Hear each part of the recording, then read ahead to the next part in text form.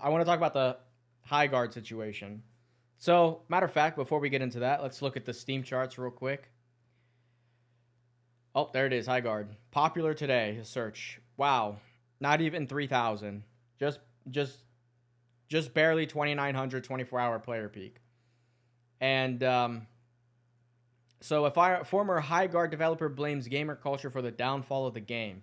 Within minutes, it was decided this game was dead on arrival. At launch, we received over 14K review bombs from users with less than an hour of playtime. Well, let's see here. Is it really gamer culture, or did you guys fail to meet the market standards and try to come into an oversaturated market already? Really? One, you guys put the trailer out. I know you guys didn't choose the ending slot for the Game Awards, okay? That I understand that. But what you guys did do is not say anything for a month. You gave no idea what the game was, right? You're advertising it as a raid shooter. This is the first ever raid shooter. Nobody knows what that is. Maybe you should have put out a trailer explaining that, right? There's so many different things that you guys could have done to explain what the game was, so that way it would appeal more to more people, even, or even give it a better chance. That's one. Two, it looked extremely generic, and it is extremely generic. It's not a bad game, and it's not a good game, and it's an extremely middle of the ground game that takes a bunch of inspiration from various games and does none of them better than the other competitors. There is zero reason for someone to stick around with your game and choose it over their everyday go-to game, right? Why would I play Highguard over Apex? Why would I play Highguard over Rainbow Six Siege? Why would I play Highguard over, what else did it have in there? Overwatch. Why would I play Highguard over literally anything else? CS. I'm just not understanding it. I mean, really, guys. This culture of, game flops, time to blame the gamer is just ridiculous. They did this with Concord. They do this with a bunch of stuff. It's just so out of touch. They're like, hey, you need to eat our slot, bro. No thanks. No thanks. This is just extremely out of touch as well. No, thank you. Let's see. Highguard didn't flop from PC Gamer, and community noted Highguard flopped.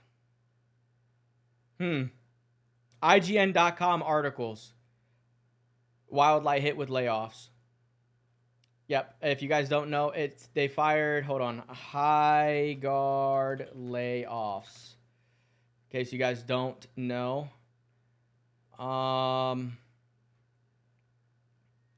Where is it at? Yep, most of its team behind the project. Here we go. So, unfortunately, along with most of the team at Wildlight, I was laid off today.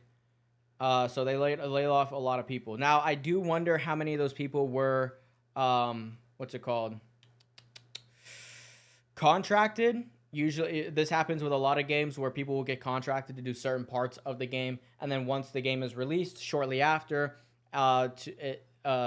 you will still stick around just to fix anything that might be wrong in the department that you worked on as a contractor, and then you'll be let go. That's usually how this thing goes. So I do wonder how many of them were contractors under that thing. But yeah, it's not looking good for Highguard. I mean, like I said, barely able to break 2,900 within a 24-hour peak. It's not looking too good for the game.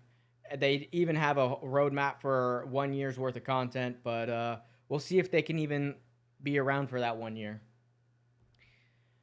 We'll see. And I'll be honest, I feel bad. I feel bad for these people because they lose their jobs, and all this money is gone. They lose their jobs, and they also have bills to pay, etc. They're human too, but if you want to be successful, you got to make something that people want.